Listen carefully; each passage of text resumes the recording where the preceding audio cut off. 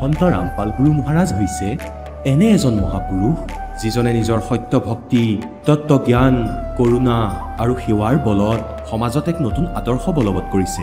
সন্ত ৰামপাল গুৰু মহাৰাজৰ নেতৃত্বত তেওঁৰ সকলো সৎলোক আশ্ৰমে কৰা বিস্ময়কৰ সমাজ কল্যাণমূলক কামে সমাজখনক সোণালী ভৱিষ্যতৰ এক নতুন আশা দেখুৱাইছে। সন্ত ৰামপাল গুৰু মহাৰাজৰ পৰা নাম দীক্ষা গ্ৰহণ কৰাৰ পিছত লাখ লাখ লোকৰ কৰ্কট ৰোগ এইডছ আদি দুৰাৰোগ্য ৰোগ নিৰাময় হ'ল। সন্তজনাৰ জ্ঞানৰ পৰা অনুপ্ৰাণিত হৈ তেওঁৰ অনুগামীসকলে লাখ লাখ ইউনিট ৰক্তদান কৰে। সন্তজনাই লাখ লাখ ভগ্নী কন্যাৰ যৌতুকমুক্ত বিয়াৰ আয়োজন কৰালে।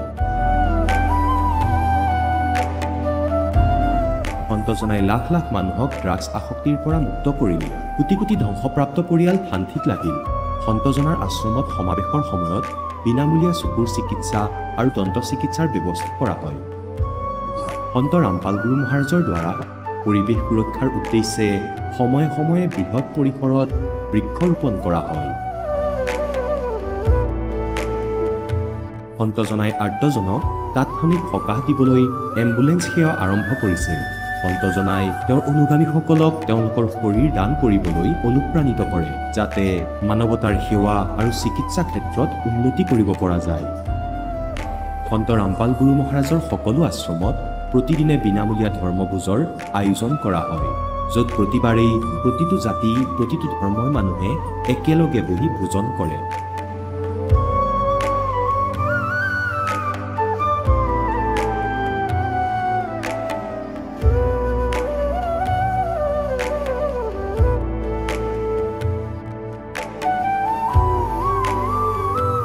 সন্ত ৰামপাল গুৰু মহাৰাজৰ আশ্ৰমত সহস্ৰাধিক বৃদ্ধ বৃদ্ধাই শ্ৰদ্ধা আৰু মৰমেৰে জীৱন যাপন কৰাৰ সুযোগ পায়। তেওঁলোকৰ থকা খোৱাৰ আৰু স্বাস্থ্যৰ সম্পূৰ্ণ দায়িত্ব সন্ত ৰামপাল গুৰু মহাৰাজে বহন কৰে।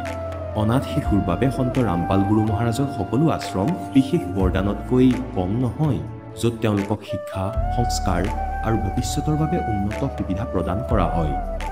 বানপানী ভূঁইকঁপ বা মহামাৰী যিয়েই নহওক, সন্ত ৰামপাল গুৰু মহাৰাজ আৰু তেওঁৰ অনুগামীসকল সদায় আৰ্তজনৰ বাবে আগ্ৰনোৱা হৈ থাকে।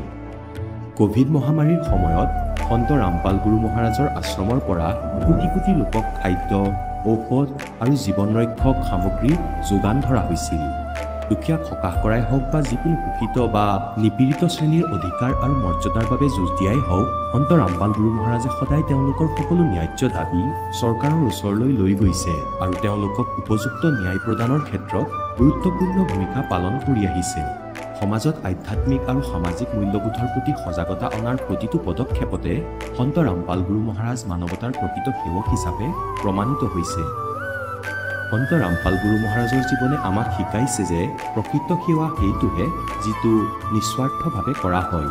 আহক আমিও এই মহান সন্তজনৰ এই মহান সেৱাৰ কামত যোগ দিওঁ আৰু সন্ত ৰামপাল গুৰু মহাৰাজৰ পৰা নাম দীক্ষা লৈ আমাৰ জীৱন ধন্য কৰি তোলোঁ।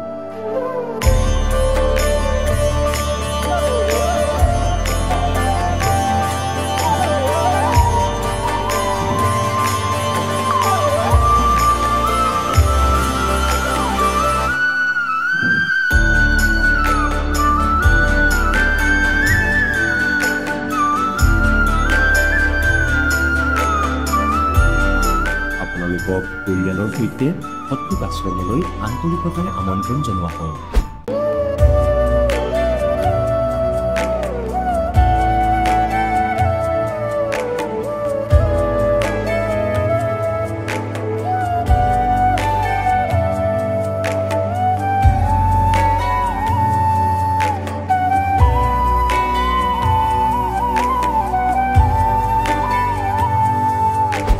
পূৰ্ণ পৰমাত্মাই আনকি পাপৰ শাস্তিও আঁতৰাব পাৰে। এতিয়ালৈকে লগ পোৱা প্ৰতিজন সাধু আৰু মহাপুৰুষে কৈছে যে পাপ কৰ্মৰ পৰিণতি ভোগ কৰিলেহে পাপ নিৰ্মূল হ'ব। সেই প্ৰভু কোন, যি পাপ কাটি পেলায়, যিজনে কালৰ বন্ধনৰ পৰা মুক্ত কৰি দিয়ে? তেওঁৰ নাম কি? পূজাৰ বিধি কি? এই কথা জানিবলৈ অনুগ্ৰহ কৰি অৱশ্যেই শুনক জগতগুৰু তত্ত্বদৰ্শী সন্ত ৰামপাল গুৰু মহাৰাজৰ অমৃত বচন। নমস্কাৰ ছাৰ। নমস্কাৰ ছাৰ, কি নাম আপোনাৰ? লাল দাস। ছাৰ, আপুনি ক'ৰ পৰা আহিছে? যোৰহাট জিলা, এয়াৰপোৰ্ট ৰোড, নেফাগেট।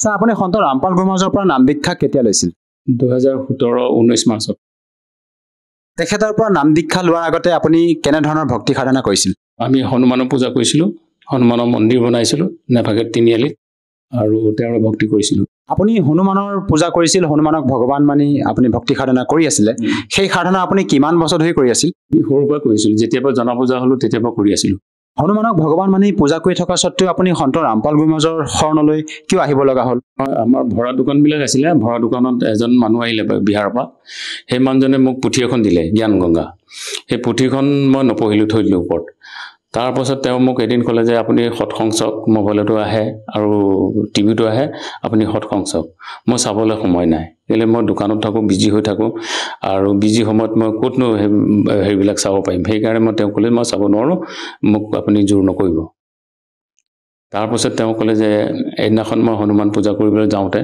তেওঁ মোক ক'লে যে আপুনি ক'লে যায় মই ক'লোঁ যে মই হনুমান পূজা কৰিব গৈছোঁ তে দেখা নাই নেকি এই বোলে তই শিলক পূজা কৰিব গৈছে নেকি তেনেকৈ ক'লে তাই মোক খং উঠিলে খং উঠাৰ পাছত তেওঁ মই ক'লোঁ যে তই বোলে এইটো কি উল্টা পুল্টা কৈছে মই ভগৱান যিজনক পুজি আছোঁ সেই ভগৱানক তই যে এনেকৈ বেয়াকৈ কথা কাৰ ক'লি তাৰপিছত ভয় খাই গুচি গ'লগৈ ঘৰৰ পৰা আমাৰ ঘৰৰ পৰা গুচি যোৱাৰ পাছত তেওঁ কি কৰিলে তেওঁ যিমানখিনি কাপোৰ দি থৈছিলে সেই কাপোৰ ফৌজি মানুহ আছিলে সেই ফৌজি মানুহখিনি আহি পেলাই মোক ডেইলি ডিষ্টাৰ্ব দিব ধৰিলে যে আপোনাৰ কাম কৰা মানুহটো ক'লৈ গুচি গ'ল আপুনি ক'ৰবাত খেদিলে নে কি কৰিলে মানুহটো নাই আমাৰ এতিয়া ফৌজি কাপোৰখিনি লাগে আমাক তাৰপিছত তেওঁক মই মাতিবলগীয়া হ'ল মাতি পেলাই তেওঁক ক'লোঁ যে তোমাৰ কাপোৰখিনি বিচাৰি আহিছিলে সেই ফৌজিখিনিক তুমি দি দিয়া কাপোৰখিনি তেওঁ দিলে দিয়াৰ পাছত ৰাতি আহিলে আমাৰ ঘৰলৈ মই ক'লোঁ তাই ভগৱান মোক দেখুৱাম বুলি কৈছিলে ভগৱান দেখুওৱা শিল চিল বুলি ক'লে যে পাথৰ মূৰ্তি বোলে নামাতে সেইকাৰণে মই খং উঠিলে তেওঁক ক'লোঁ যে মোক ভগৱান দেখুওৱা তেওঁ ক'লে যে মই আপোনাক পুথি দিলোঁ আপুনি পুথি নপঢ়িলে মই সৎসংগ চাবলৈ ক'লোঁ আপুনি সৎসংগ নাচালে তাৰপাছত আপোনাক এতিয়া এইটো কথা কোৱাৰ কাৰণে আপুনি মোক কৈছে ভগৱান দেখুৱাই দে ভগৱান যদি চাব লাগে তেনে মোৰ লগত ব'লক নাহৰকটীয়া নাহৰকটীয়া ডিব্ৰুগড় ডিষ্ট্ৰিক্টত মোক লৈ গ'ল পাছদিনাখন মই গ'লোঁ মোৰ ফেমিলি গ'ল আমি দুইজনক যোৱাৰ পাছত তাত তেওঁ কি কৰিলে মোক দেখুৱালে যে এইটো হয় নামদান কেন্দ্ৰ ইয়াত তোমাৰ প্ৰশ্ন উত্তৰ গোটেইখিনি পাবা তেতিয়া তাত গৈ মই নাম দীক্ষা ল'বলৈ বিচাৰিলোঁ মই প্ৰকৃত ভগৱানক বিচাৰি পালোঁ কেনেকৈ পালোঁ মানে সপোনত এইজন ভগৱানক মই পাই থাকোঁ আৰু পাই থকা উদ্দেশ্যতে মোক মানে তাত গৈ আচৰিত হৈ গ'লো যে প্ৰকৃত ভগৱান মই সপোনত পোৱা ভগৱানজন যে তাত সাক্ষাৎ দেখা পালোঁ দেখা পোৱাৰ পাছত মোৰ বহুত শান্তি পালোঁ শান্তি পোৱাৰ লগে লগে মোৰ নাম দীক্ষা ল'বলৈ মন গ'ল নাম দীক্ষা ল'বলৈ মন যোৱাৰ পাছতে তেওঁ কি কৰিলে যে নাম দীক্ষা দিয়া নাযাব আপুনি মদ মাংস আৰু মাছ এইবিলাক বিক্ৰী কৰে কাৰণে আপোনাক নাম দিয়া নাযাব তাৰপিছত মই ভাবিলোঁ ভগৱান পায়ো মই হেৰুৱালোঁ বহুত দুখ কৰি মই তাৰ পৰা উভতি গুচি আহিলোঁ তাৰপিছত তেওঁবিলাকক মই ফোন কৰি যোগাযোগ কৰোঁ যে আপোনালোকে মোক মাতক মই কেতিয়া লওঁ তাৰপিছত তেওঁবিলাকে ক'লে যে নহয় বোলে আপুনি যেতিয়ালৈকে এইবিলাক এৰি নিদিয়ে তেতিয়ালৈকে আপোনাক নাম দিয়া নাযাব তাৰপিছত তেওঁ মোৰ মনত বহুত দুখ লাগিলে ভগৱান পায়ো হেৰুৱালোঁ তাৰপিছত মই হৰিয়ানালৈ ফোন লগালোঁ হৰিয়ানা মানুহ তেওঁবিলাকে ক'লে যে আপুনি নাম ল'ব নোৱাৰে যেতিয়ালৈকে আপুনি এৰিব নোৱাৰে তাৰপিছত মই গোটেইখিনি এৰিলোঁ এৰাৰ পাছত তেওঁক ফোন লগাম বুলি ভাবি থাকোঁতে তাৰ পৰা ফোন আহিলে যে আপুনি আহক আমি গুৰুজনালৈ প্ৰাৰ্থনা কৰিছিলোঁ আৰু গুৰুজনাই আপোনাক কৈছে আহি পেলাই নাম ল'বলৈ গুৰু দীক্ষা ল'বলৈ তেতিয়া আকৌ 10-15 দিনৰ পাছত গৈ পেলাই মই নাম দীক্ষা ল'লোঁ লোৱাৰ লগে লগে মই প্ৰমাণ পাই গৈছোঁ মোৰ বিষবিলাক নাইকিয়া হৈ গ'ল বেমাৰ আজাৰবিলাক লগে লাহে ক্ৰমান্বয়ে ভাল হ'বলৈ ধৰিলে আৰু ঘৰতো যিমানখিনি সমস্যা আছিলে সমস্যাখিনি লাহে লাহে নিজাত পাব ধৰিলে আপোনাৰ কি বেমাৰ আছিল কেনে ধৰণৰ বেমাৰৰ পৰা আপুনি পৰিত্ৰাণ পালে গেষ্ট্ৰিক কলাইটিছ আছিলে তাৰপিছত পাইলছ আছিলে কেঁচুমূৰীয়া বুলি কয় তাৰপিছত কিডনিত পাথৰ আছিলে গলব্লাডাৰত পাথৰ আছিলে তাই এইখিনি ভুগি আছিলোঁ মই ৰোগত ভুগি আছিলোঁ আৰু তাৰপিছত মই ডক্টৰক দেখুৱাওঁ ডক্টৰেতো কয় বোলে আপোনাৰ অপাৰেশ্যন কৰিব লাগিব অপাৰেশ্যন কৰিবলৈ মোৰ মন নাই এই বয়সতনো কি অপাৰেশ্যন কৰিম সেইকাৰণে মই ভাবিছিলোঁ কিবা এটা কোনফালে উপায় পাম কি ধৰণে উপায় পাম সেইটো বিচাৰি ফুৰিছিলোঁ লেকিন তাত যোৱাৰ লগে লগে মোৰ বেমাৰবিলাক লাহে ক্ৰমান্বয়ে ভাল হ'লে 4 মাহৰ ভিতৰত গোটেই বেমাৰখিনি ভাল হৈ গ'ল আৰু তাৰপাছত মোৰ ফেমিলি চুগাৰ আছিলে চুগাৰো ভাল হ'ল আৰু বোৱাৰী দুজনী আছিলে বোৱাৰী এজনীৰ হাই প্ৰেছাৰ এজনী থাইৰয়ড সেই দুজনৰো নাম দীক্ষা লোৱাৰ পাছত সেইকেইজনৰ ভাল হৈ গ'ল এইটো আচৰিত কথা এজন সন্তৰ পৰা নাম দীক্ষা লোৱাৰ পিছতে আপোনাৰ যি কলাইটিছ ৰোগ আছিলে আৰু আপোনাৰ কিডনিত পাথৰ হোৱা বুলি ক'লে এই বিভিন্ন ৰোগৰ পৰা আপুনি পৰিত্ৰাণ পালে এইটো কেনেকৈ সম্ভৱ ছাৰ এজন সন্তৰ পৰা নাম দীক্ষা লোৱাৰ পিছতে এনেধৰণৰ মাৰাত্মক ৰোগৰ পৰা কোনো ডক্টৰী চিকিৎসা ভালদৰে নকৰাকৈ আপুনি সুস্থ হৈ পৰিল আচল কথা আমাক সেই যিখিনি মন্ত্ৰ দিছে গুৰুজনাই সেই মন্ত্ৰটো শাস্ত্ৰ অনুকূল মন্ত্ৰ দিয়াৰ কাৰণে আমাৰ বহুতখিনি নিজাত পালোঁ, বহুত ভাল পালোঁ। আৰু তেনেকুৱা মই ভবাও নাছিলোঁ, সপোনতো ভবা নাছিলোঁ যে এনেকুৱা এজন গুৰু হ'ব বা এনেকুৱা এজন মানুহ মই লগ পাম বা এনেকুৱা ভগৱান নিচিনা এজন পুৰুষ পাম, তেনেকৈ পাম বুলি মই সপোনতো ভবা নাছিলোঁ যে মই দৰৱ নোখোৱাকৈ অপাৰেশ্যন নকৰাকৈ যে ভাল পাম। ভাল পোৱাৰ পাছততো মই ভগৱান বুলি মানিবলগীয়া হ'ল, তেওঁ গুৰুজনা বুলি মানিবলগীয়া হ'ল। আৰু সমাজে মানক বা নামানক, লেকিন মইতো মানিছোঁ, মই ভাল পাইছোঁ কাৰণে মানিছোঁ। যিহেতু আমাৰ অসমতো বিভিন্ন আধ্যাত্মিক শ্ৰদ্ধালু গুৰু আছে, ভাৰতবৰ্ষত চাব গ'লেতো লাখৰ তুলনাত আধ্যাত্মিক গুৰু আছে, তেনে ক্ষেত্ৰত ছাৰ আপুনি সন্ত ৰামপাল গুৰু মহাশয়কে যে গুৰু হিচাপে ধাৰণ কৰিলে, আপুনি অন্য গুৰু শৰণলৈ হয়তো যাব পাৰিলে হয়। অন্য গুৰু মই চিনিয়ে নাপাওঁ, কেলৈ মোক যিখিনি ব্যৱসায়ত মই জড়িত আছিলোঁ সেই ব্যৱসায়টো মই ঘৰৰ পৰা ওলাবলৈ সময় নাপাওঁ। সেইটো কাৰণে অন্য গুৰুৰ লগত কোনো সম্পৰ্কই নহ'ল। আৰু মই যিটো নিজে ভাবি চিন্তি যিজনক ভগৱান মানিছিলোঁ সেইজন হনুমানক পুজি আছিলোঁ, আৰু অন্য গুৰুৰ লগতো মই তুলনা কৰিব নোৱাৰোঁ। কেলৈ যিজন গুৰুৱে মোক ভাল কৰিলে মই তেওঁৰ বিষয়ে জানো। আৰু বেলেগ গুৰু যিমানখিনি পাইছোঁ বা টিভিত দেখোঁ বা মোবাইলতো পাওঁ, সেইখিনি ভাণ্ডৱ গুৰু বুলি মই এতিয়া গম পাইছোঁ। তেওঁবিলাকে যিমানখিনি জ্ঞান দিছে সেইখিনি মই গোটেইখিনি দেখা পাছত মই বোলো চব ভুৱা, চব ভাণ্ডৱ, চব পইচা পাতি ক্ষেত্ৰত ইহঁতি কাম কৰি আছে। আমাৰ গুৰুজনাৰ লগত আমি নাম লৈছোঁ, নাম দীক্ষা লওঁতো এটকা পইচা দিয়া নাই। আৰু তাৰপিছত তাত থকা মেলাও পইচা পাতি নালাগে, খোৱা বোৱা ইমান 2 দিন 3 দিন আমাৰ ডাঙৰ ডাঙৰ সমাগম হয়, তাত গ'লেও আমাৰ কোনো পইচা পাতি নালাগে। আৰু তেনেকুৱা গুৰু এজন পাইছোঁ আৰু ভগৱান বুলি পালোঁ, আৰু তেওঁক এৰি পেলাইতো মই ক'তো যাব নোৱাৰি। আৰু এইটোৱে কৈছোঁ। আপোনালোকৰ গুৰু সন্ত ৰামপাল গুৰু মহাশয়ে কেৱল হিন্দু শাস্ত্ৰৰ আধাৰতে ভক্তি বিধি প্ৰদান কৰে নে অন্য আমাৰ পবিত্ৰ যিমানকেইটা ধৰ্ম আছে সেই আটাইকেইটা ধৰ্মগ্ৰন্থৰ সহায় লৈ পেলাই আপোনালোকক ভক্তি বিধি প্ৰদান কৰে? আমাৰ হিন্দু ধৰ্মত যিমানখিনি শাস্ত্ৰ আছে, 4 বেদ, 6 শাস্ত্ৰ, 18 পুৰাণ, ভাগৱত গীতা পুৰাণ যিমান আছে, তাৰপিছত বাইবেল হ'ল, কোৰাণ হ'ল, গুৰু গ্ৰন্থ চাহিব হ'ল, এই গোটেইখিনি জ্ঞানৰ পৰা তেওঁ খুলি খুলি তন্নকৈ বুজাই দিছে। আৰু কোনজন ভগৱান বুলি চবতে প্ৰমাণ দেখুৱাই দিছে। কোৰাণতো প্ৰমাণ আছে, বাইবেলতো প্ৰমাণ আছে, গুৰু গ্ৰন্থ চাহিবতো প্ৰমাণ আছে, আমাৰ ভাগৱত গীতাখনতো প্ৰমাণ আছে, 4খন বেদতো প্ৰমাণ আছে, দেৱী ভাগৱতৰো প্ৰমাণ আছে। তাৰ প্ৰমাণৰ আধাৰতে আমি এইবিলাক লৈছোঁ। আমি যিমানখিনি লৈছোঁ তেওঁৰ পৰা পাইছোঁ, সেইখিনি গোটেই সমাজৰ কাৰণে, সমাজ কল্যাণৰ কাৰণে তেওঁ আগবাঢ়ি আহিছে। আৰু আমি ভাবিছোঁ তেওঁৰ চৰণত থাকি এই গোটেই জীৱনটো কটাম বুলি ভাবিছোঁ। আৰু আমাৰ অসমৰ শ্ৰদ্ধালুসকলে যি ভক্তি বিধি প্ৰদান কৰি আছে, তেওঁলোকে কয় যে ব্ৰহ্মা বিষ্ণু মহেশ নাই, তেওঁলোক অজৰ অমৰ হয়। আপোনালোকৰ সন্ত ৰামপাল গুৰু মহাশয়ে কয় যে ব্ৰহ্মা বিষ্ণু মহেশ নাশবান। এইটো আমি কেনেকৈ মানি ল'ম? আপোনালোকৰ সন্ত ৰামপাল গুৰু মহাশয়ে কবিদেৱক ভগৱান বুলি কয়, কবি এজন সন্তহে আছিলে, তেখেতক আমি পৰমাত্মা বুলি কেনেকৈ মানি ল'ম? আমাৰ যিসকল আমাৰ শ্ৰদ্ধালুৱে আমাক ভক্তি বিধি প্ৰদান কৰি আহিছে, তেওঁলোকেতো আমাৰ কৃষ্ণ ভগৱান কৃষ্ণক পূৰ্ণ পৰমাত্মা বুলি আমাক মানে ভক্তি বিধি প্ৰদান কৰি আহিছে। এই ক্ষেত্ৰত ছাৰ আপুনি কি প্ৰমাণ দিব বিচাৰে? প্ৰমাণ আমাৰ ভাগৱতত আছে, গীতা ভাগৱতত আছে, তাৰপিছত 4খন বেদত আছে, তেওঁ প্ৰমাণ আছে। বেদতো তেওঁ কৈছে, ভগৱান যিজন কৈছে কবিৰ চাহাবক তেওঁ বৰ্ণিত দিছে, ঋগ্বেদতো দিছে, যজুৰ্বেদতো দিছে, তাৰপিছত আমাৰ কবিৰ সাগৰতো দিছে, তেওঁ প্ৰমাণ আছে। তাৰপিছত আপোনাৰ কোৰাণত আছে, কোৰাণতো তেওঁ প্ৰমাণ দিছে। তাৰপিছত আপোনাৰ বাইবেলতো প্ৰমাণ দিছে, খ্ৰীষ্টান ধৰ্ম। তাৰপিছত গুৰু গ্ৰন্থ চাহিবতো তেওঁ প্ৰমাণ আছে। আৰু প্ৰমাণৰ আধাৰতে আমি জ্ঞানটো গ্ৰহণ কৰিছোঁ, প্ৰমাণ নোহোৱাকৈ আমি লোৱা নাই। আপোনালোকৰ গুৰু সন্ত ৰামপাল গুৰু মহাশয়ৰ আচলতে মুখ্য উদ্দেশ্য কি? মুখ্য উদ্দেশ্য হ'ল, আমাৰ গুৰুজনা কয়, জীৱ আমাৰ জাতি, মানৱ আমাৰ ধৰ্ম, হিন্দু মুছলিম শিখ খ্ৰীষ্টান ধৰ্ম পৃথক নহয় মৰ্ম। তেওঁ মিছন এইটোৱে যে কোনো জাতি, কোনো ধৰ্ম, কোনো বৰ্ণ নাই। আমি এজনে পৰমাত্মাৰ আমি সন্তান, আমি তেওঁকে পুজিব লাগে, এজনকে পুজিব লাগে। আৰু সেইজন হ'ল পূৰ্ণ ব্ৰহ্ম কবিৰ চাহেব। আপোনাৰ পৰা আৰু এটা কথা জানিব বিচাৰিছোঁ, বৰ্তমান সময়ত সন্ত ৰামপাল গুৰু মহাশয়ে সমাজ সেৱাত কেনেধৰণৰ অভিযান আগবঢ়াইছে? তেওঁ দহেজ মুক্ত মানে যৌতুক মুক্ত বিবাহ তেওঁৰ তাত আমাৰ 17 মিনিটত হয়, সেইটো দিছে, আগবঢ়াইছে। ৰক্তদান শিবিৰ কৰিছে, তাৰপিছত দেহদান আছে, তাৰপাছত আপোনাৰ নিচামুক্ত ভাৰত তুলিব বিচাৰিছে। যিমানখিনি কুৰীতি আছে সেই কুৰীতিখিনি তেওঁ আঁতৰাবলৈ বিচাৰি আছে। আৰু তেওঁ মিছনবিলাক যিখিনি আছে আমাৰ ভাৰত চৰকাৰো নাই পৰা, যিমানখিনি তেওঁ আগবাঢ়ি আহি পেলাই গোটেইখিনি কামখিনি সুচাৰুৰূপে কৰি গৈ আছে তেওঁ। আৰু তেওঁ ভকতসকলো তেনেকুৱা জ্ঞানী, তেওঁবিলাকো আগ্ৰহ, গোটেই কামখিনি ভালে কৰি আগবাঢ়ি লৈ গৈছে। আমি বিভিন্ন ছ'চিয়েল মিডিয়া প্লেটফৰ্মত আপোনালোকৰ সন্ত ৰামপাল গুৰু মহাশয়ৰ শিষ্যসকলৰ যেতিয়া আমি অনুভৱ চাওঁ, তেওঁলোকে কয় যে সন্ত ৰামপাল গুৰু মহাশয়ৰ শিষ্যসকলে কোনো ধৰণৰ নিচা সেৱন নকৰে। আৰু সন্ত ৰামপাল গুৰু মহাৰাজৰ ভাৰতবৰ্ষত যিমানবিলাক সতলোক আশ্ৰম আছে সেই আশ্ৰমত যিসকল শ্ৰদ্ধালুৱে তাত ভাগ ল'বৰ বাবে যায় সমাগমত সেই শ্ৰদ্ধালুসকলে কোনো ধৰণৰ নিচা সেৱন নকৰেনে সঁচাকৈ? সঁচাকৈ এইটো প্ৰকৃত সঁচা। আমাৰ নিচাটো দূৰৰ কথা, আমি নুচুৱেই।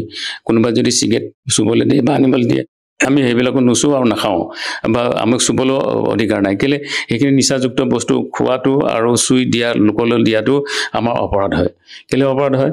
এইটো আমি তেওঁক সহায় দিয়া নিচিনা হ'ল, আৰু সেই সহায় দিয়াটো আমাৰ উচিত নহয়। পৰমাত্মা কৈছে যে এইটো নিচাটো বিহ সমান, আৰু বিহটোক আমি চুব নোৱাৰোঁ। এনেকুৱা কি সন্ত ৰামপাল গুৰু মহাৰাজে আপোনালোকক মানে জ্ঞান দিয়ে যাৰ আধাৰত নেকি আপোনালোকে নিচা সেৱন নকৰে আৰু অন্য যিবিলাক আমাৰ কুকৰ্ম আছে, সমাজত প্ৰচলিত যিবিলাক বদ অভ্যাস আছে, সেইবিলাক আপোনালোকে ত্যাগ কৰিব পাৰে? শাস্ত্ৰত কিবা এনে প্ৰমাণ আছে নেকি নিচা মানে খালে হানি হয় বা নিচা কৰাটো অনুচিত? শাস্ত্ৰত এইটো প্ৰমাণ আছে, নিচাটো খাব নালাগে। আৰু শাস্ত্ৰত প্ৰমাণ থকা গুৰুজনে আমাক দিছে যে যিখিনি বস্তু মদ হ'ল, মাংস হ'ল, এইখিনি বস্তুটো শাস্ত্ৰত ক'তো লেখাই নাই, বা ভাগৱততো লেখা নাই, বা 18 পুৰাণতো নাই লেখা, আৰু আমাৰ কি কয় 4খন বেদতো ক'তো নাই লেখা, ক'তো বৰ্ণিত নাই ৰখা যে এইবিলাক খাব লাগে। আপুনি ছাৰ নিচা সেৱন কৰিছিলে নে আগতে? কৰিছিলোঁ। কিমান বছৰ ধৰি কৰিছিলে আপুনি? মই কৰিছিলোঁ আপোনাৰ 92 পৰা 99লৈকে মই সেৱন কৰিছিলোঁ। আৰু এতিয়া আপুনি সন্ত ৰামপাল গুৰু মহাৰাজৰ পৰা নাম দীক্ষা লৈ কোনো ধৰণৰ নিচা সেৱন নকৰে? নাই, নকৰোঁ। সেৱনটো দূৰৰ কথা, আমি নুচুৱেই।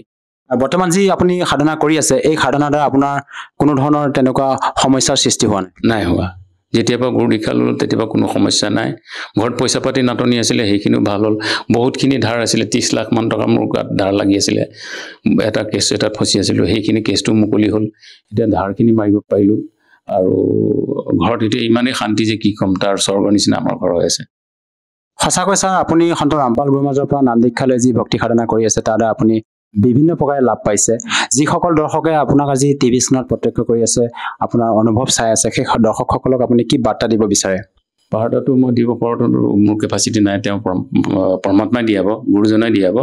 মই এনেই অনুৰোধ কৰিম যে আমাৰ যিখিনি অসমবাসী, আমাৰ ভকতসকল বা জগতসকল আছে, সেইখিনি আমাৰ ঈশ্বৰৰ পৰা জ্ঞানটো গ্ৰহণ কৰি যাতে তেওঁবিলাকো আগবাঢ়ি যাব পাৰে। আৰু আগবাঢ়ি যাবলৈ হ'লে আমাৰ এতিয়া গুৰুজনাৰ পুথি কিছুমান আছে, জ্ঞান গংগা, গীতা তোমাৰ জ্ঞান অমৃত, জীৱনৰ সুগম পথ, ভক্তি বা ভগৱানলৈ, তাই এইখিনি পুথি যদি পঢ়িব পাৰে, বা আমাৰ ইয়াত ফ্ৰীকৈ অনুভৱ পাৰে, ফ্ৰী SMS কৰিলেও তেওঁবিলাকক আমাৰ ভকতসকলে আমি গৈ দি দিব পাৰোঁ। আৰু যদিহে কোনো লোকে সন্ত ৰামপাল গুৰু মহাৰাজৰ পৰা নাম দীক্ষা ল'ব বিচাৰে, কেনেকৈ ল'ব পাৰিব ছাৰ? আজিকালি মোবাইলৰ যুগ, আৰু ছ'চিয়েল মিডিয়াত বহুতখিনি প্লেটফৰ্ম আছে, আৰু ইউটিউবত সন্ত ৰামপালজী চাৰ্চ কৰক। তাৰপাছত তাতেই আপোনালোকৰ সৎসংগবিলাক আহিব, তলত লাষ্টত নম্বৰ আহে। এই নম্বৰটোত যদি আপুনি যোগাযোগ কৰে, তেতিয়াহ'লে আপুনি ওচৰৰ নামদান কেন্দ্ৰ দিব। সেই ওচৰৰ নামদান কেন্দ্ৰত গৈ পেলাই আপোনালোকে নাম দীক্ষা লৈ গুৰুজনাৰ লগত শৰণাৰ্থী হ'ব পাৰিব। ধন্যবাদ থাকিল ছাৰ। সৎসাহিব। এতিয়া জগতগুৰু তত্ত্বদৰ্শী সন্ত ৰামপাল গুৰু মহাৰাজৰ সৎসংগৰ মাধ্যমেৰে সেই অদ্বিতীয় আধ্যাত্মিক জ্ঞানৰ বিষয়ে জানি লওঁ, যাৰ মাধ্যমেৰে আপোনালোকেও প্ৰাপ্ত কৰিব পাৰিব এনেকুৱা আধ্যাত্মিক, মানসিক আৰু ভৌতিক সুখ, যি এতিয়ালৈকে কেৱল আপোনালোকে মীৰাবাই, ধ্ৰুৱ, প্ৰহ্লাদ আদি কেইজনমান ভক্তৰ জীৱন কথাতহে শুনিছে। এতিয়া শুনক তত্ত্বদৰ্শী সন্তৰ সৈতে শাস্ত্ৰ অনুকূল ভক্তি সৎসংগ, এনেকুৱা অদ্বিতীয় আধ্যাত্মিক জ্ঞান, যাৰ প্ৰমাণ আছে সকলো ধৰ্মৰ সকলো পবিত্ৰ শাস্ত্ৰত। গতিকে ইয়াৰ কোৱাৰ অৰ্থ এইটো যে আমি সেই নকলি যিসকল গুৰু থাকে, সিহঁতে জ্ঞান এইবোৰেই দিয়ে, কিন্তু তেওঁলোকৰ বীজ মন্ত্ৰ ঠিক নোহোৱাৰ বাবে চপাই অনা খেতিও ব্যৰ্থ হৈ যায়। কথাবোৰ এতিয়া এনেকুৱাই হৈ আছে। গতিকে এজন গুৰুদেৱে শিষ্যসকলক এনেকৈ কৈছে যে গুৰুদেৱৰ আজ্ঞা পালন কৰাটো শিষ্যৰ পৰম কৰ্তব্য হয়, আৰু যিসকলে গুৰুদেৱৰ আজ্ঞা পালন নকৰে তেওঁলোকৰ জীৱন ব্যৰ্থ। এনেকুৱা শিক্ষা দি আছিল, আৰু 2 মিনিটৰ পিছতে ক'বলৈ ধৰিলে, শিষ্যসকল মোৰ এটা আজ্ঞা পালন কৰা। সকলোৱে ক'লে, জীৱা আজ্ঞা গুৰুদেৱ, যে মোৰ মূৰত 5 বাৰ জোতাৰে মাৰা। প্ৰত্যেক 5 বাৰ এজন ব্যক্তিয়ে 5 বাৰকৈ মোৰ মূৰত জোতাৰে মাৰা, নিজৰ জোতা খুলি মোৰ মূৰত মাৰা। এতিয়া সিহঁত ধৰ্ম সংকটত পৰিল যে ভাই গুৰুদেৱক এনেকুৱা কৰিলে আমাৰ নাশ হৈ যাব। এয়া কি কৈছে? এনেকুৱা কৰিলে আমাৰ শৰীৰ গলি যাব।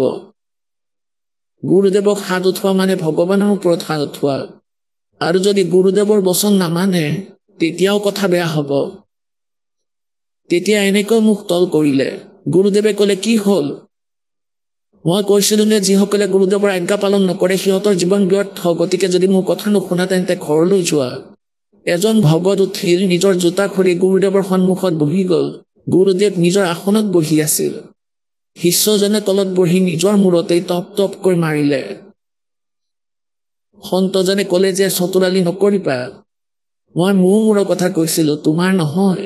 তেতিয়া ক'বলৈ ধৰিলে যে এই দাসৰ মূৰটো আপোনাৰেই হয়, এই দাসৰ মূৰটো গুৰুদেৱ আপোনাৰেই হয়। গতিকে আমাৰ মনোভাৱ এনেকুৱাই হ'ব লাগে। सिर सौंप्या गुरुदेव को सफल हुआ यो शीश नितानंद इस शीश पर आप बसे जगदीश। যদি এনেদৰে সমৰ্পিত কৰি দিয়ে তেনেহ'লে মালিক নিজে আপোনালোকৰ লগত থাকিব। পৰমাত্মাৰ বাণী গৰীবদাস চাহেবদেৱে কবিৰ পৰমেশ্বৰৰ বিষয়ে কৈছে। শিৰ অৰ্পণ কৰিলোঁ অৰ্থাৎ পতিব্ৰতা পদত মই আহিলোঁ, কোনো আন ঈশ্বৰৰ ওপৰত যাতে আমাৰ ইচ্ছা নাথাকক, এয়া অব্যভিচাৰিণী ভক্তি হয়। গীতাৰ অধ্যায় নম্বৰ 13 কৈছে যে যিসকলে অব্যভিচাৰিণী ভক্তি কৰে তেওঁলোকে মুক্তি নিশ্চয়কৈ পায়। অব্যভিচাৰিণী ভক্তি যেনেকৈ আমি কিমান পূজা কৰোঁ, হনুমানক পালোঁ জয় হনুমান দেৱ, কৃষ্ণক পালে কৃষ্ণৰ জয় হওক, ৰামক পালে কয় জয় জয় ৰাম সীতা ৰাম ৰাধে শ্যাম, কিছুমানে জয় হনুমান জয় বজৰং কয়, যাকেই নাপাওঁ সকলোকে। গতিকে এয়া হ'ব নালাগে, এয়াতো অব্যভিচাৰিণী ভক্তি। এজন স্বামীক এৰি আন এজন স্বামীৰ ওপৰত আস্থা ৰখা পত্নী অব্যভিচাৰিণী বুলি কোৱা হয়। গতিকে নিজৰ স্বামীতে সকলো ইচ্ছা পূৰ্ণ কৰা পত্নীক পতিব্ৰতা বুলি কয়। গতিকে আমি যেতিয়া পতিব্ৰতা পদত আহিম, গতিকে পৰমাত্মাই কয় पतिव्रता जमी पर जो जो धर है पावे समर्थ झाड़ू देते है ना काटा लग जावे। এনেকুৱা হংস এনেকুৱা ভক্তই নিজৰ এজন ইষ্টপূৰ্ণ পৰমাত্মাৰ ওপৰত নিজৰে গুৰুক ইষ্টৰ ওপৰত মানি যেতিয়া নিজৰ জীৱনৰূপী যাত্ৰাত প্ৰস্থান কৰে ৰাস্তাত, তেতিয়া পৰমাত্মাই সেই জীৱনৰূপী যাত্ৰাত পাপ কৰ্মৰূপী কাঁইটবোৰক আঁতৰাবলৈ আৰম্ভ কৰে, সিহঁতৰ দুখবোৰ শেষ কৰিবলৈ আৰম্ভ কৰে, ঝাৰু মাৰি যায় যে মোৰ মৰমৰ আত্মাত যাতে কাঁইটে নিবিন্ধক। तो वही ये वाणी है कि सिर सौंपया गुरुदेव को सफल हुआ यो शीश नितानंद शीश पर आप बसे जगदीश, कि आप मालिक रखवाला होगा। गुरु से ज्ञान जो लीजिए शीश दीजिए दाने, बहुतक भौंदू बह गए राख जीवे अभिमाने। पुण्यात्माসকল, আপোনালোক কোনো বালক নহয়, বুদ্ধিমান মানৱ হয়। আজিৰ দিনত কম্পিউটাৰ বনাই ললা, হাৱাই জাহাজ বনালা, ওপৰত ছেটেলাইট বনালা, নাজানো কি কি ৰচনা ৰচিলে, আৰু পৰমাণু বম নিজৰ নাশ বনালা। গতিকে আপোনালোকে বুজি পাই কথাবোৰ তেনেকুৱা নহয় যে পৰমাত্মাৰ যেতিয়ালৈকে আপোনালোক অধীন নহয়, এটি বালকৰ দৰে সদগুৰুৰ মাৰ্গত আপোনালোক ইয়ালৈ আহে, যিমানেই ডাঙৰ পোষ্ট নহওক কিয়, আপুনি যিমানেই ধনী অথবা দুখীয়া নহওক, আপোনালোক ইয়াতে এনেকৈ বহক যেনেকৈ স্কুলৰ বালক বহে। লাগিলে স্কুলত বিদ্যালয়ত যিমানেই ডাঙৰ ঘৰৰ ল'ৰা নহওক, তাত যিবোৰ ভাল অধ্যাপক থাকে তেওঁলোকে কোনো ভেদভাৱ নকৰে। আগতেতো মাটিত বহাইছিলে, আজিকালিতো ডেস্ক বেঞ্চ হৈ গ'ল। আগতে এনেকৈ দীঘল দীঘলকৈ মাটিত বহাইছিলে, যেনেকৈ খোৱাৰ সময়ত আপোনালোকে মাটিত বহিবলৈ পাৰি লয় আৰু চিয়াহী পৰিলেও তাতে বহিবলৈ দিয়ে, তাতেই বহিছিলে লাইনত বহি। কোনো অধ্যাপকে ধমক দি আছে, শিক্ষা দি আছে যে এনেকৈ বহা, মুখখন চিধা কৰি বহা, তেতিয়া এনেকুৱা কৰে। গতিকে ল'ৰা ছোৱালীসকলে অধ্যাপকে ধমক দিলেও ঈৰ্ষা নকৰে, সিহঁতৰ মাজত এই দুখ নাথাকে, ভাল হোৱাৰ চেষ্টা কৰে। গতিকে এনেকৈ আপোনালোকো ইয়ালৈ আহে। পৰমাত্মা কবিৰদেৱে কয় অতি আধীন দীন हो प्राणी तब ये कहना ये अकथ कहानी। হাৰ নাম সেই প্ৰাণীসকলে পায় যিসকল অতিকৈ অধীন হৈ পৰে। এসময়ত আব্ৰাহিম চুলতান আদম নামৰ এজন বেলেগ বুখাৰৰ বাচ্চা আছিল। সেই বাণী বহুবাৰ শুনাইছো, আকৌ শুনাম। তেওঁ ৰজা আছিল, বহুত ধনীও আছিল। 18 লাখ খুৰা আছিল তেওঁৰ। পুণ্যাত্মাসকল, আজি এটা ভাল খুৰাৰ মূল্য গাড়ীৰ সমানেই। 10 লাখৰ, 20 লাখৰ, 15 লাখৰ খুৰা। আৰু তেওঁৰ ওচৰত 18 লাখ খুৰা আছিল। যিহেতু তেওঁ ইমানবোৰ খুৰা ৰাখিব পাৰে, সিহঁতক চোৱা চিতা কৰিবলৈ কেয়াৰটেকাৰ ৰাখিছিলে। নাজানো আৰু কি আছিল, কিমান ধনী আছিল তেওঁ। ইয়াৰ দ্বাৰা এজন ৰজাৰ সমৰ্থতাৰ প্ৰমাণ, প্ৰতীক বুলি মনা যায়। তাৰপিছত তেওঁৰ পৰমাত্মাৰ জ্ঞান হ'ল আৰু ৰাজ্য এৰি দিলে। তেওঁক প্ৰথম নাম পৰমেশ্বৰে দিছিল আৰু কিছুদিনৰ পিছত তেওঁক সৎনাম দিলে। তেওঁ ঘৰ এৰি গুচি গ'ল, জংঘলত নিজৰ নগৰত থাকিবলৈ ল'লে। এটা কুটিৰ বনাই ল'লে, জুপুৰি বনালে, খৰি কাটি আনিলে, গাঁৱত নগৰত বেচে আৰু তাৰ দ্বাৰা নিজৰ জীৱন নিৰ্বাহ কৰিছিল, টাইম পাছ কৰিছিল, ভক্তি কৰিছিল। তাৰপিছত যেতিয়া হাৰ নামৰ সময় আহিল, তেতিয়া পৰমাত্মাই তেওঁক মাতিলে, কিয়নো কবিৰ পৰমেশ্বৰে অন্য ৰূপতো আহে। এনেকুৱা সন্তৰ বিষয়েও জানো যিসকলৰ ঘৰৰ কামৰ কথা নাজানিছিলো, তেওঁ নকৈছিলে। গতিকে এনেধৰণেও পৰমাত্মা আহে। সৰু সুৰা আশ্ৰম বনাই থাকিছিলে, কুটিৰ বনাইছিলে। গতিকে এনেকৈ কবিৰদেৱ আছিলে এখন নগৰৰ ভিতৰত। গতিকে হাৰ নামৰ বাবে মতা হ'ল ভগতসকলক। গতিকে কি হ'ল যে তেওঁ ইব্ৰাহিম চুলতানে নিজৰ কুটিৰৰ পৰা কৰবাৰ পৰা আহিছিলে হাৰ নাম ল'বলৈ। এখন গাঁৱৰ ৰাস্তাৰে গৈ আছিলে আৰু এজনী ভগ্নী উপদেশী আছিল। তেওঁ ওপৰৰ ছাদখন চাফা কৰি শুকান বালি জাবৰ আছিলে, তেওঁ বাল্টিত লৈ গলিত পেলাই দিলে। তললৈ পেলোৱাৰ সময়ত ধ্যান দিয়া নাছিলে, এনেকৈ পেলাই দিলে তলেৰে। সেই ইব্ৰাহিম চুলতান অধম, অৰ্থাৎ অতীতৰ ৰজা বেলেগ বুখাৰে, তেওঁ তলেৰে গৈ আছিল, তেওঁৰ মূৰত বালি পৰিল। বালি পৰাত কেৰাহীকৈ চালে, ক'লে যে যদি আজি মই ৰজা হৈ থাকিলো হয়, তুমি নাজানা যে তোমাৰ আজি কি অৱস্থা কৰিলো হয়। সেই ছোৱালীজনীক তেওঁ এনেকৈ ক'লে, ভাগ্য ভাল যে মই আজি ৰজা নহয়, ৰজা হলে তোমাৰ কি অৱস্থা কৰিলো হয়। অৰ্থাৎ নিজে ৰেফাৰেঞ্চ দি আছে যে তেওঁ আগতে ৰজা আছিলে। তেতিয়া ছোৱালীজনীয়ে ভাবিলে যে এইজন ভগত, তেওঁ কেতিয়াবা ৰজা আছিল নেকি? কাৰণ ৰজা হৈ যদি ভগত হৈ যায় তেনেহলে তেওঁ এটা বিশেষ স্থান পায়। তেওঁ বহুত সহজ সৰল আছিল, তেওঁ বহুত প্ৰভাৱিত হ'ল। এতিয়া তেওঁ গ'ল আশ্ৰমলৈ, য'ত পৰমাত্মাই কুটিৰ বনাইছিল। তাতে তেওঁকো আগত বহি থকা দেখিলে।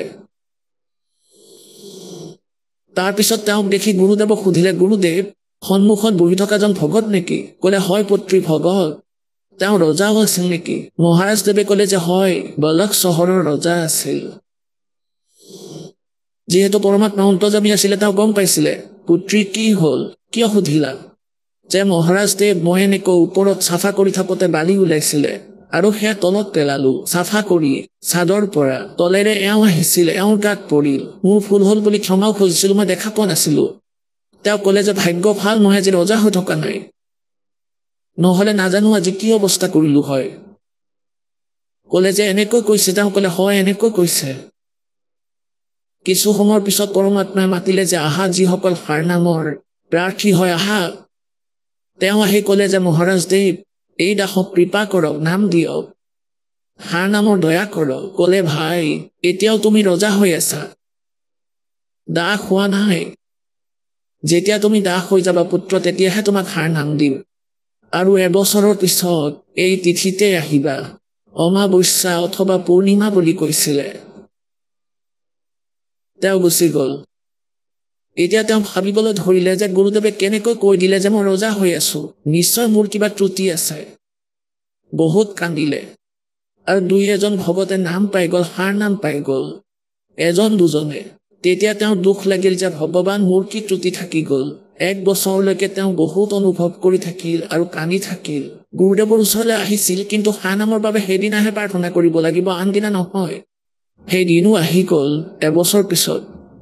এতিয়া পৰমাত্মাই ক'লে, পুত্ৰী, সিয়ে গলি দিয়া ইয়াৰ পথ এইটোৱে হয়। আৰু আজি তুমি চাদত এটা বাল্টিত অলপ বোকা বনাই ল'বা, তাতে বালি, মাটি, গোবৰ আদি মিহলাই ল'বা, আৰু যেতিয়া সি তোমাৰ চাদৰ গলিৰ সেই ঘৰৰ ওচৰেৰে পাৰ হ'ব, তেতিয়া তাৰ ওপৰত গোবৰ পেলাই দিবা পানীত মিহলাই, আৰু তাৰপিছত সি কেনেধৰণৰ আচৰণ কৰে সেয়া মোক ক'বা।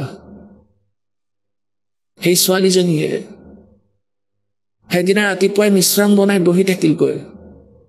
দূৰৰ পৰা সেই ভকত আহি থকা দেখিলে আৰু বাল্টিটো মিশ্ৰণখিনি এনেদৰে তেওঁৰ মূৰত পেলাই দিলে। গোবৰ গাত পৰা তেওঁ একেবাৰে তিতি গ'ল। তেতিয়া সেই পুত্ৰীয়ে সেই ছোৱালীজনীয়ে ক'লে যে মহাশয়, মোৰ ভুল হৈ গ'ল, মই দেখা নাছিলোঁ। তেওঁ ক'লে, ভনী, কোনো কথা নাই, এয়াতো মাটিৰ ওপৰত মাটিহে পৰিছে, ইয়াতে কেৱল গোবৰহে আৰু গোবৰত গোবৰেই পৰে, একো কথা নাই ভগ্নী, ধুই দিম, স্নান কৰিম, কোনো কথা নাই। এতিয়া তেওঁ গ'ল, ওচৰতে এটা পুখুৰী আছিলে, তাত ধুলে, স্নান কৰিলে, কাপোৰৰ সৈতে নামি গ'ল পানীলৈ, আৰু তাৰপিছত ভালদৰে গা ধুই নিজকে ভালদৰে শুকুৱাই ল'লে। গৰমৰ দিন আছিল, 1 ঘণ্টাতে শুকাই গ'ল। আকৌ আহিল। এতিয়া গুৰুদেৱক সকলো কথা ক'লে, আৰু গুৰুদেৱে সুধিলে, পুত্ৰী, আজি সেই ভকতৰ কেনেকুৱা গতিবিধি আছিলে? সকলো ক'লে। তেওঁ ক'লে যে কোনো কথা নাই ভনী, মাটিত মাটিহে পৰিছে, কোনো কথা নাই, ধুই ল'ম, মই পুখুৰীতে গা ধুই ল'ম। তেতিয়া তেওঁ আহি প্ৰাৰ্থনা কৰিলে, গুৰুদেৱ, যদি আপোনাৰ দাসৰ দাস প্ৰমাণিত হৈছে, তেন্তে দাসক এটা টুকুৰা দিয়ক হাৰ নামৰ। পৰমাত্মাই ক'লে, পুত্ৰ, আজিহে তুমি দাস হৈছা, এতিয়া তোমাক হাৰ নাম দিম। আগতে ৰজা আছিলা। হয় মহাৰাজ, ভুল হৈ গ'ল। ক'লে, সকলো কথা যেতিয়া সেইদিনা ফণীজনী যাব পেলাইছিল, তুমি কি কৈছিলা? ক'লে যে হয়, মই বহু বেয়া আছিলোঁ আগতে, আৰু মোৰ ভিতৰত লেতেৰা অভিমানবোৰ সোমাই আছিলে। ইয়াক পৰমাত্মাই কৈছে, गुरु से ज्ञान सो लीजिए, शीस दीजिए दाने, बहुतुक भोंदू बह गए भाई, राख जीव अभिमान। पिया चावै प्रेम रस और रख्या चावै माने, एक म्यान में दोई खड़ग, कदे देखी सुनी न काने। एक तो भगवान चावे, हर ऊपर ते अंडी भी पाकना चावे, लोगों से सलूट भी चावे। कहते एक म्यान में 2 खड़ग, एक म्यान में 2 तलवार की तो देखी सुनी ना कान। गुरु समान दाता नहीं, याचक शिष्य समान, 3 लोक की संपदा, सो गुरु दीनी दाने। এতিয়া পুণ্যাত্মাসকল, কি কোৱা হয়, পৰমাত্মাই এক বহুত চিম্পল বাণীত কৈ দিছে যে कि 3 लोक की संपदा, অৰ্থাৎ সম্পত্তি। গুৰুদেৱে নাম দিয়া মানে 3 লোক দান দিয়া বুজায়। যেনেকৈ গৰীবদাস চাহেবদেৱৰ বাণীত ৰাতিপুৱা শুনিছিলে আপোনালোকে, सतनाम पालड़ रंग होरी हो, 14 भवन चढ़ावे राम रंग होरी हो, 3 लोक पास्यंग धरे रंग होरी हो, तो ना तुला तुलाया राम रंग होरी हो। এনেকুৱা নাম দি দিলে যে 3 লোক ইয়াৰ তুলনাত একোৱেই নহয়। এতিয়া 3 লোকৰ ধন সম্পত্তি এইবাবে ক'ব লগা হ'ল যে ইয়াৰ আগলৈ তোমালোকে নাজানাই। এই 3 লোক আপোনাক দি দিলে যিদিনাখনে গুৰুদেৱে আপোনাক উপদেশ দিলে। সম্পূৰ্ণ গুৰুৱে নকলি গুৰুৰ কথা কোৱা নাই। তেওঁলোকে পাথৰ লৈ ফুৰিছে, ৰত্ন নাই এওঁলোকৰ লগত, না যথাৰ্থ জ্ঞান, না ভক্তি মন্ত্ৰ, এইবোৰৰ উল্লেখেই নাই। এতিয়া কোৱা হয়, करके दान करे पछतावा, करया कराया सभी नसावा। যদি আপোনালোক নতমস্তক হৈছে, कहते तन मन धन सब अर्पिए, भक्ति मुक्ति के काजे, जिनके उर्म बंदगी फिर क्या इंद्र का राज। तन मन धन अर्प गुरु सेवे हो गलतान उपदेश ही लेवे। এতিয়া পৰমাত্মাই কৈছে ধৰি লোৱা তুমি দানো বহুত কৰিলা, খুব সেৱাও কৰিলা, আৰু এদিন কৈ দিলা যে মই ইমান দানো কৰিছোঁ, সকলোবোৰ কেঞ্চেল কৰি দিব ভগৱানে। এই জীৱই কেনেকৈ ক'ব পাৰে? যদি ভগৱানে কৃপা নকৰে তেন্তে নিজৰ পেটু পুৰাব নোৱাৰা হ'ব, নিজৰ পৰিয়ালক পোহপালো দিব নোৱাৰিব। আৰু আজি লাখ লাখ দান পৰমাত্মাৰ মৰমীয়াল আত্মাবোৰে কৰি আছে। কোৱা হয় এদিনো যদি এনেকৈ কৈ দিয়া যে মই দান কৰিলোঁ, সেইদিনাই সকলো শেষ। तन मन धन दिया तो भला किया, सिर का जासी भारे। जो कभू के मैं दिया बहुत सह सिर मार। गुरु बड़े गोविंद से मन में देख विचारे, हरि सुमरे सोवार हैं गुरु सुमरे हो पार। कबीर ये तन विष की बेलड़ी गुरु अमृत की खाने, शीस दिए जो गुरु मिले है तो भी सस्ता जाने।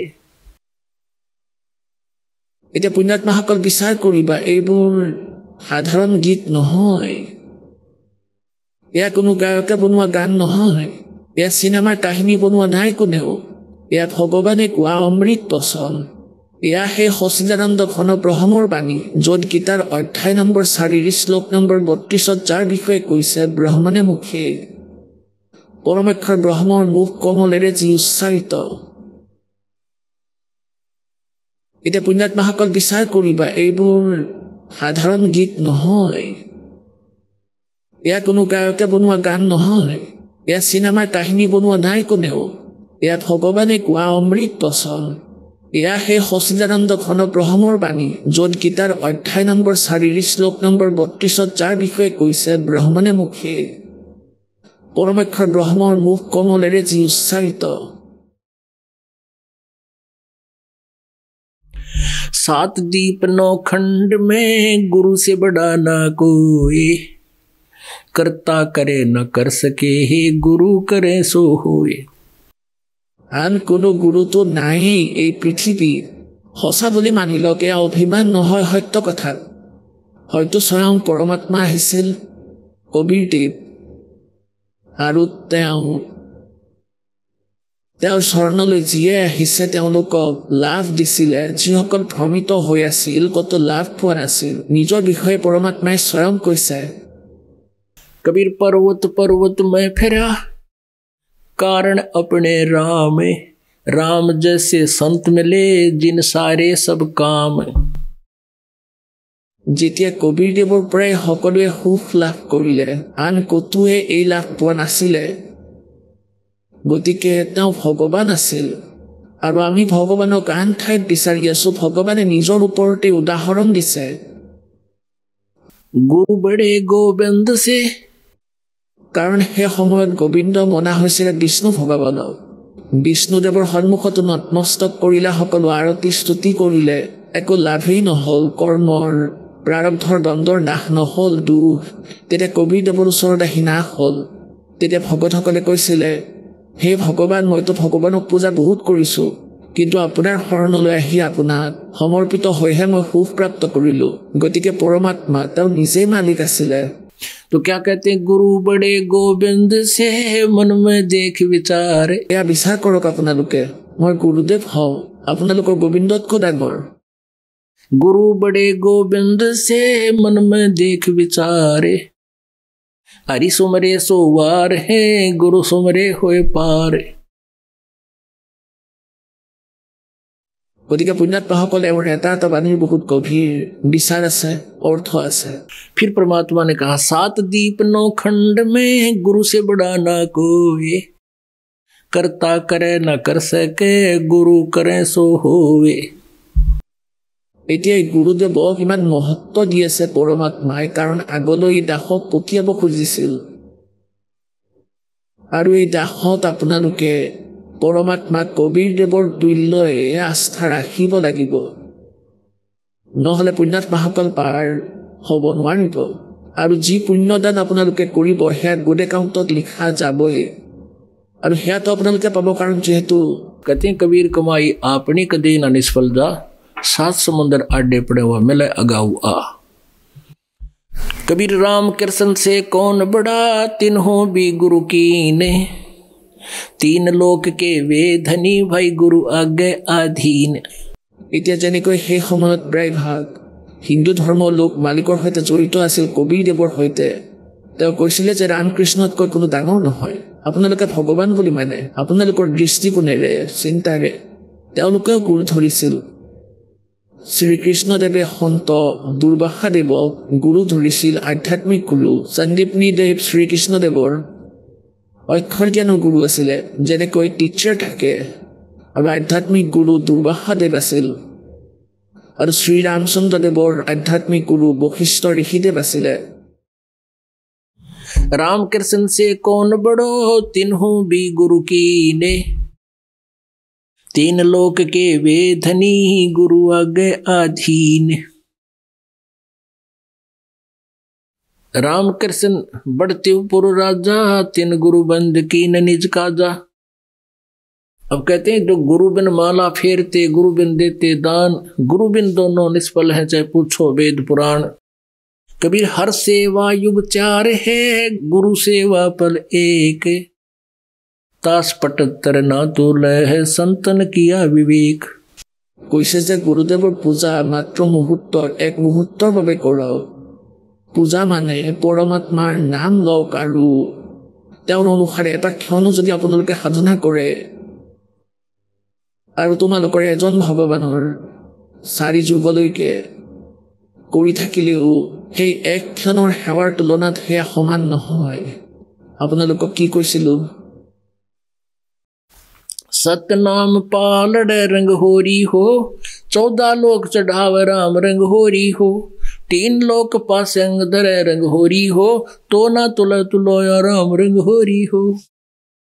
আপোনাৰ সতনামৰ এটা শ্বাসৰ মন্ত্ৰ কিমান মূল্যৱান, কিমান মহত্বপূৰ্ণ, কিমান ভেলু আছে ইয়াৰ। तो यहाँ बताते हैं हर सेवा युग 4 है, सेवा माने पूजा, और गुरु सेवा पल एक। ঐ হয় এটা শ্বাস উচ্ছ্বাসৰ কোৱা হয় ইয়াৰ সমতুল্য এই 4 যুগৰ পূজাও নহয়। এতিয়া পুণ্যাত্মাসকল আজি চাগে ইয়াত কোনো প্ৰথম শ্ৰেণীৰ বালকো আহিছে। প্ৰথম শ্ৰেণী মানে যিয়ে আজি প্ৰথমবাৰ প্ৰৱেশ পাইছে, নাম লৈছে, নিজৰ ৰেজিষ্ট্ৰেশ্যন কৰাইছে। এতিয়া তেওঁতো সেই জ্ঞানৰ ৰঙত ৰঙীন হৈ আছে। যেতিয়া লাহে লাহে জ্ঞান শুনিব প্ৰভুৰ মৰমৰ আত্মাই, তেওঁৰ ভ্ৰম ভাঙিব। যেনেকৈ আমাৰ চকুত ছানি পৰা বেমাৰ আছিলে, জ্ঞান শুনাৰ পিছত একেবাৰে উৎসুকতা আহিল আৰু ভগৱানত সমৰ্পিত হলো।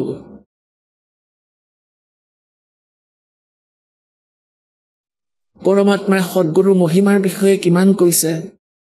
सतगुरु दाता है कलमाही, प्राण उदाहरण उतरे साई।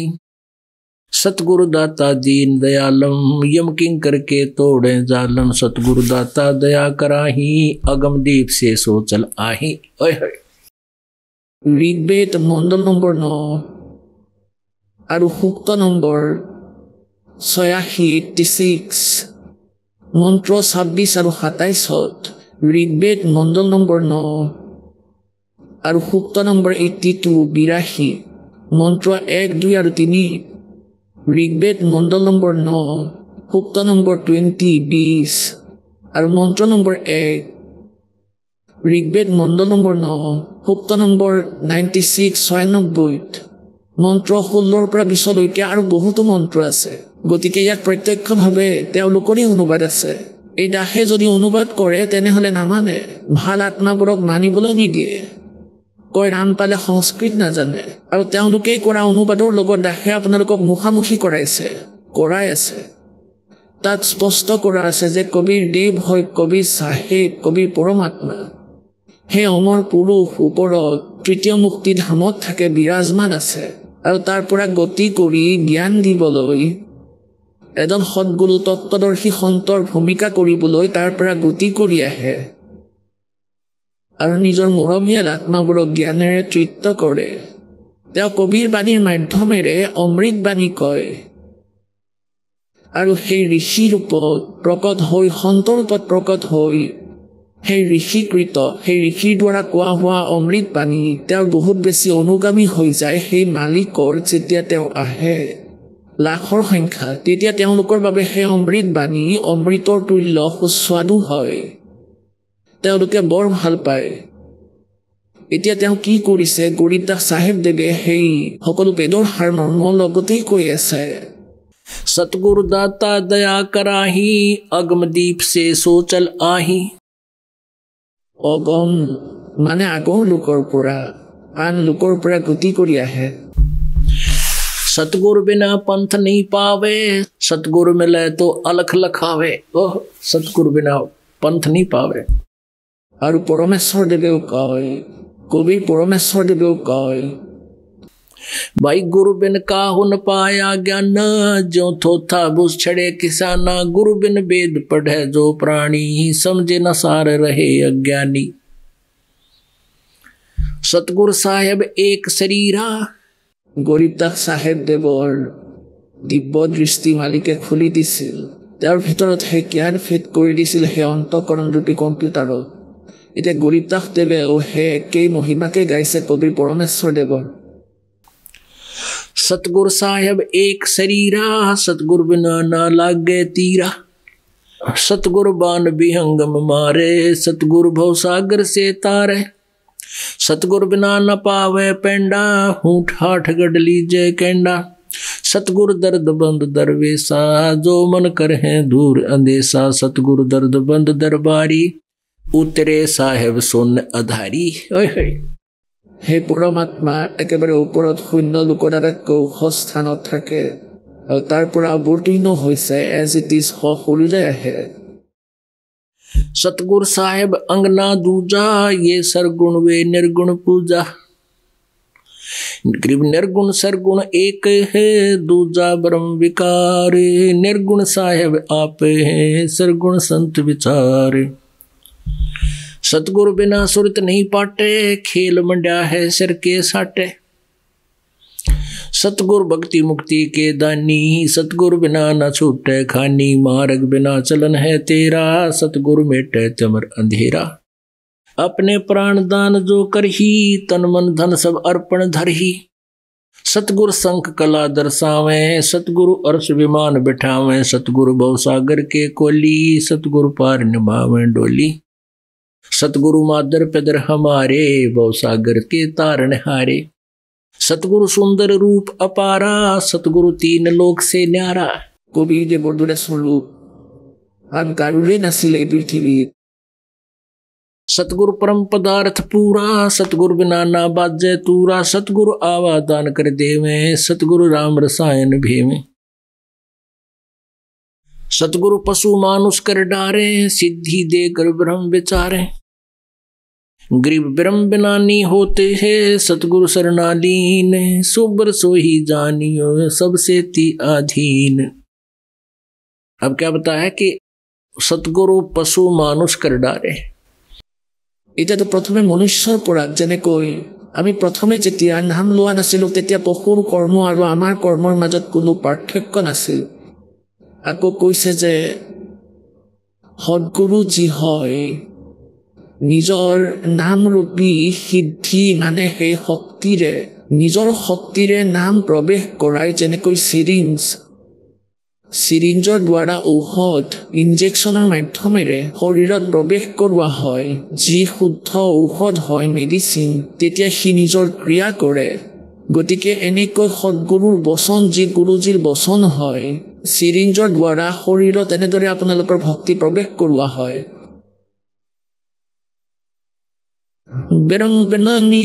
ব্ৰহ্ম মানে ভগৱান দেৱতাৰ সমান হৈ যায় सतगुरु शरणालीन सुबर सोई जानियो जो सबसे ती आधीन सतगुरु पुरुष मानस कर डारे सिद्धि देकर ब्रह्म विचारे সিদ্ধি দি তাৰপিছত আপোনাক পৰমাত্মাৰ ওপৰত পৰমাত্মাৰ বিষয়ে আপোনাৰ জিজ্ঞাসাৰ সৃষ্টি হয় যেনেকৈ আপোনালোকক বচন শুনোৱা হয় পৰমাত্মাৰ বাণী এই কাণ ইয়াৰ চিৰিঞ্জ কাণৰ মাধ্যমেৰে যায় এই ঔষধ আৰু ভিতৰলৈ গৈ আপোনাৰ সেই ৰোগক নাশ কৰে আহক আমি এতিয়া সেই শ্ৰদ্ধালুসকলৰ অনুভৱবোৰ জানো যিসকলে জগতগুৰু তত্ত্বদৰ্শী সন্ত ৰামপাল গুৰু মহাৰাজৰ পৰা দীক্ষা প্ৰাপ্ত কৰিছে তথা তেওঁ কোৱা ভক্তি মাৰ্গ এওঁলোকে অৱলম্বন কৰি আছে।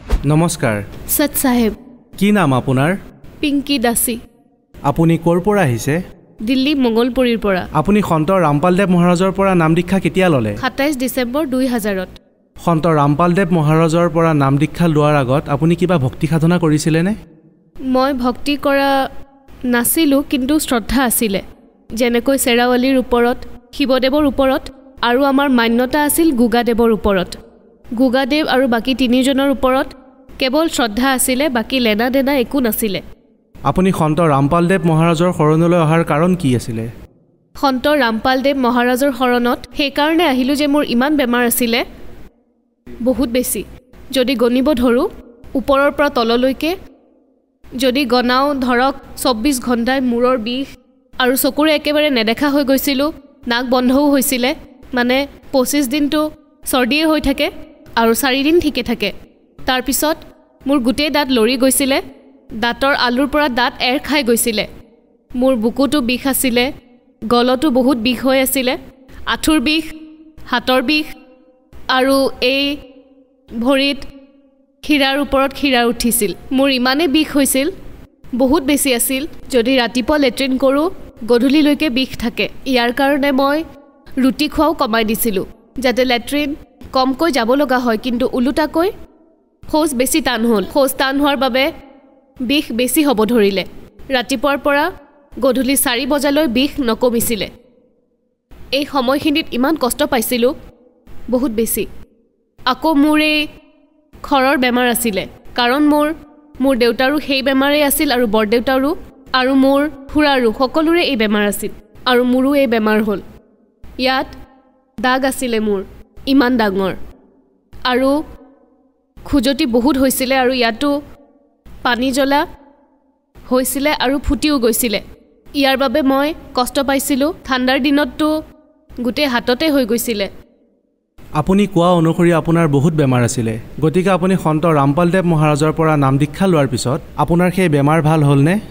যেতিয়াই মই নাম ল'লোঁ 27 ডিচেম্বৰ 2000ত ৰাতিপুৱা যেতিয়া উঠিলোঁ মোৰ মূৰৰ বিষ নোহোৱা হৈছিল আৰু এই চকুটোৰে 2 দিনৰ পিছত দৃষ্টিশক্তি আহি গৈছিলে আৰু তৃতীয়তে মোৰ এই ভৰিৰ যে বিষ আছিল সেয়াও হোৱা বন্ধ হৈছিল আৰু যে খিৰাৰ ওপৰত খিৰা উঠিছিল সেয়াও ঠিক হৈ গ'ল পাইলছৰ বেমাৰটোও ভাল হৈ গ'ল এই বেমাৰটো মোৰ একেবাৰে নোহোৱা হৈ গ'ল 2000ত 15 ছেপ্টেম্বৰৰ পৰা 26 নৱেম্বৰৰ ভিতৰত পেটতে পোৱালি এটা নষ্ট হৈ গ'ল আৰু তাৰ বাবে বহুত তেজ গৈছিল দেৱালীৰ দিনা মোৰ 4 বজাৰ পৰা এনেকৈ তেজ গৈছিল যেনেদৰে পাইপেৰে পানী যায় আৰু গধূলি 7 বাজি গৈছিলে মোৰ মায়ে নাম লৈ আছিল গুৰুদেৱৰ পৰা তেওঁ 1999ত লৈছিল তেতিয়া তেওঁৰ খং উঠি মোৰ মায়ে গুৰুদেৱৰ ওচৰত প্ৰাৰ্থনা জনালে যে গুৰুদেৱ হয়তো তাইক ঠিক কৰি দিয়ক নহ'লে মই প্ৰাৰ্থনা নকৰোঁ এই কৈ মোৰ মায়ে ধাইবুৰীক মাতিব গুচি গ'ল তেওঁ অহাৰ আগতেই 5 মিনিটতে এটা কণীৰ সমান কিবা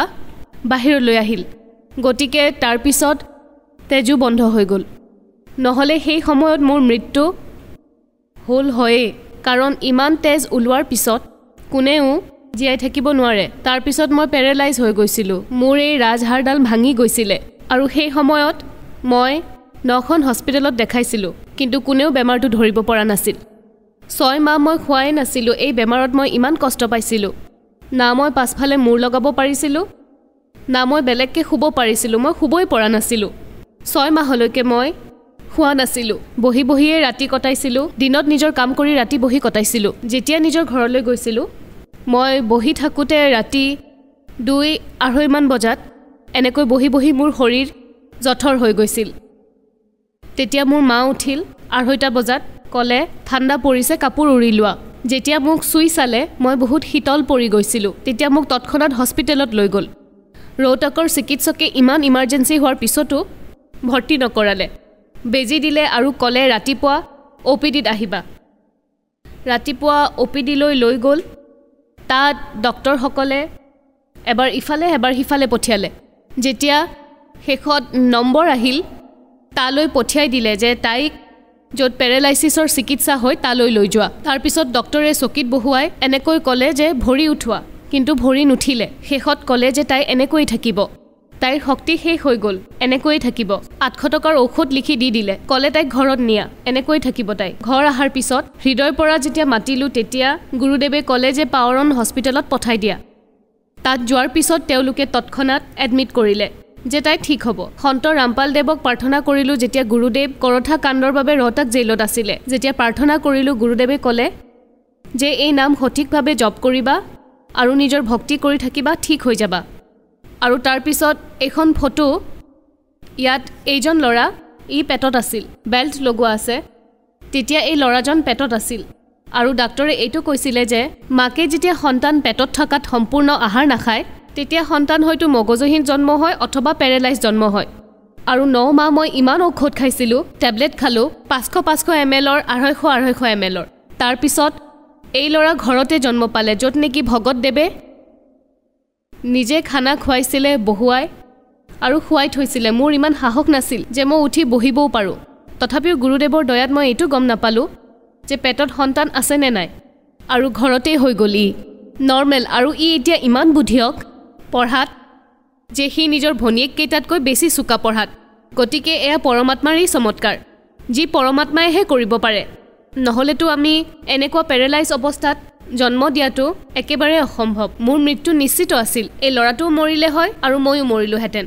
সন্ত ৰামপাল দেৱ মহাৰাজৰ দয়াত এতিয়া আমি দুয়ো ঠিকে আছোঁ মোৰ স্বামী তেওঁ ইমানেই নিচা কৰিছিলে ইমান মদ খাইছিলে যে তেওঁ ক'ত পৰি থাকে তেওঁ গমেই নাপায় ইমান মাছ মাংস খাইছিলে আৰু এইবোৰ বিড়ি চিগাৰেট গুটকা তম্বাকু এনেকুৱা একো বস্তু নাছিল যি নাখায় সন্ত ৰামপাল দেৱ মহাৰাজৰ দয়াত মোৰ স্বামীৰ মদ তম্বাকু বিড়ি চিগাৰেট এই সকলো নাম লোৱা মাত্ৰয়ে এৰা খাইছিল সকলো 2013ত ইমান ডাঙৰ দুৰ্ঘটনা হৈছিল বাহাদুৰগড় টিকৰি বৰ্ডাৰৰ পৰা যি ভগতদেৱৰ গাড়ী আছিল আমি 5জন আছিলোঁ তাত ভগতদেৱে তাত ৰমাইনী লগাই থৈছিলে যি আমাৰ গুৰুদেৱে গায় সেয়া লগাইছিল তাৰপিছত এইটো মই গম নাপাওঁ এক্সিডেণ্ট ক'ত হ'ল কেতিয়া হ'ল কেনেকৈ হ'ল মোৰ যেতিয়া চকু খুলিলে তেতিয়া মই বাহাদুৰগড় হস্পিটেলত আছিলোঁ য'ত নেকি সকলোৱে এইটো কৈছিলে যে যি কেইজন মানুহ গাড়ীত আছিলে কোনো নিজিয়াব এই ল'ৰাটো আগৰ চিটত বহি আছিল আৰু সকলো আইনা ভাঙি গৈছিলে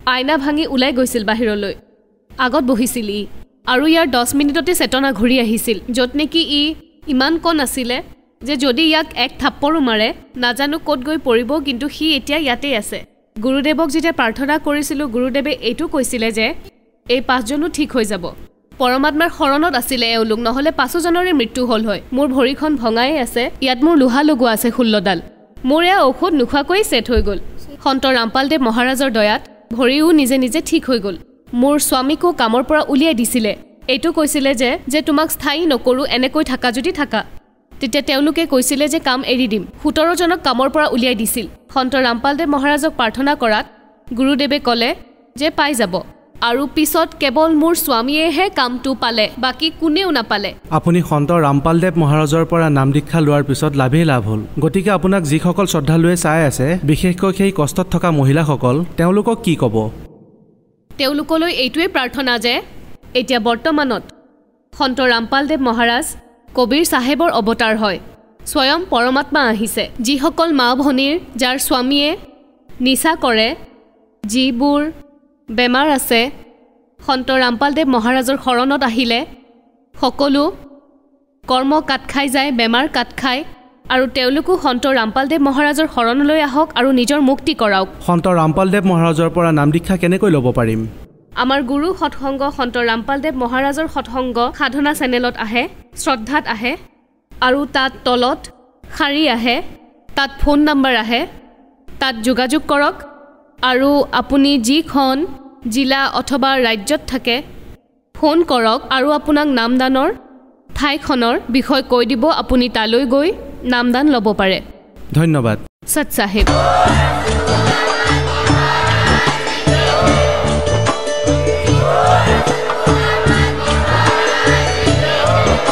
আপুনি শুনি আছিলে জগতগুৰু তত্ত্বদৰ্শী সন্ত ৰামপাল গুৰু মহাৰাজৰ মংগল প্ৰবচন অধিক জানিবৰ বাবে ভিজিট কৰক www.rampalguru.org জগতগুৰু ৰামপালজী.org। সন্ত ৰামপাল গুৰু মহাৰাজৰ শুভ আশীৰ্বাদত সমগ্ৰ বিশ্বতে 500তকৈ অধিক নাম দীক্ষা কেন্দ্ৰ আছে, য'ত সন্ত ৰামপাল গুৰু মহাৰাজৰ দ্বাৰা বিনামূলীয়াকৈ নাম দীক্ষা দি থকা হৈছে। আপোনাৰ ওচৰৰ নাম দীক্ষা কেন্দ্ৰৰ ঠিকনা জানিবলৈ সম্পৰ্ক কৰক 7082208528।